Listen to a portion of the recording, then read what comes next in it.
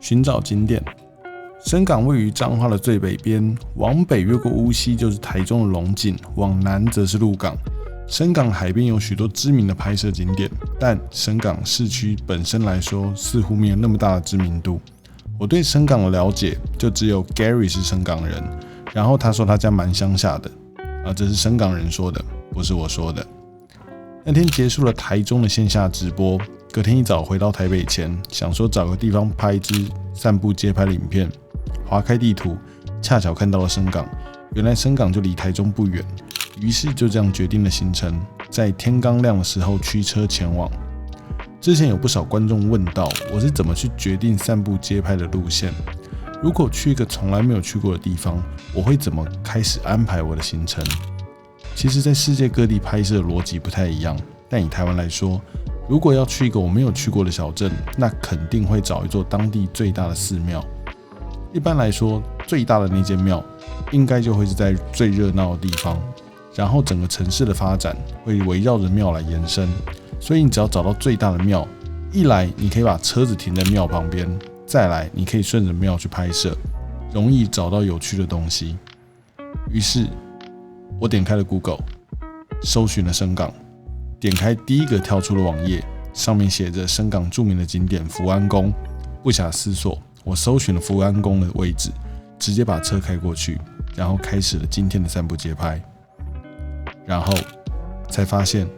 福安宫离市区其实有一段距离，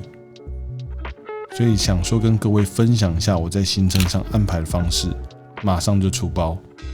我想这也算是符合这个频道的调性吧。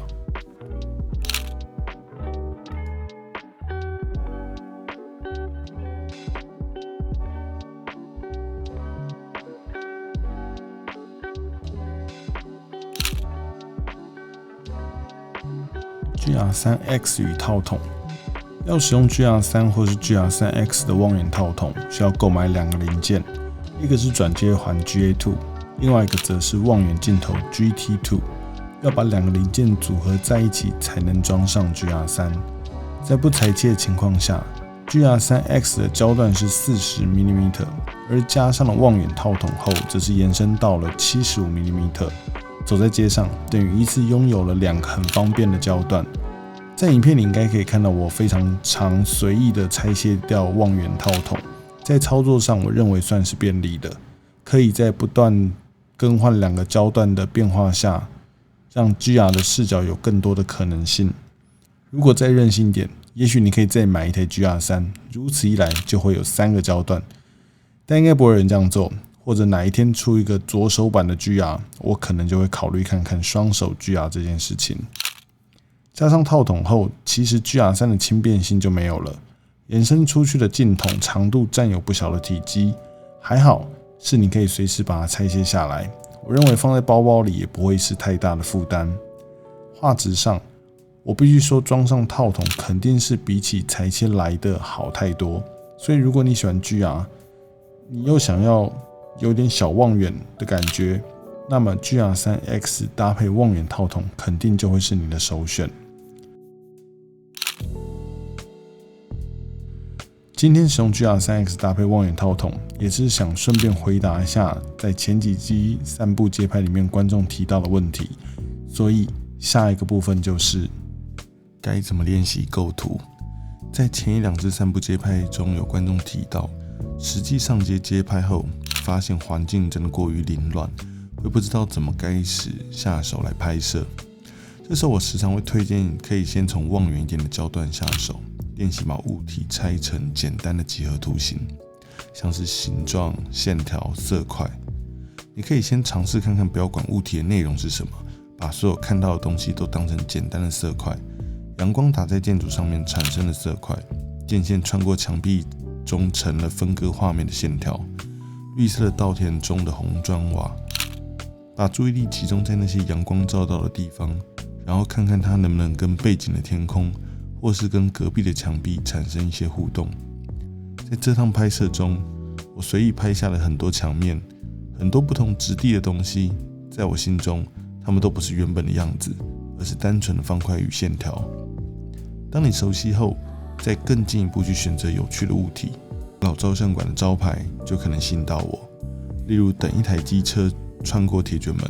利用纯色的铁卷门当作机车骑士的背景，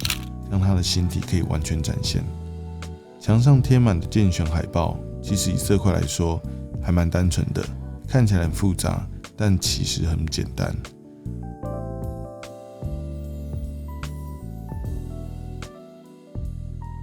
在影片3分半左右，有张照片，左边是白色的前景，右边有上下分割，上面是蓝天，下面是绿色的墙带有阴影，中间有一个水塔的转折。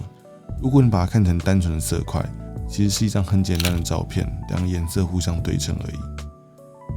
当你觉得街道很复杂时，可以先从这种方式慢慢练习起，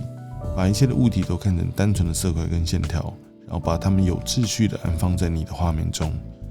随着你的经验丰富，你可以把一整个群体看成一个元素，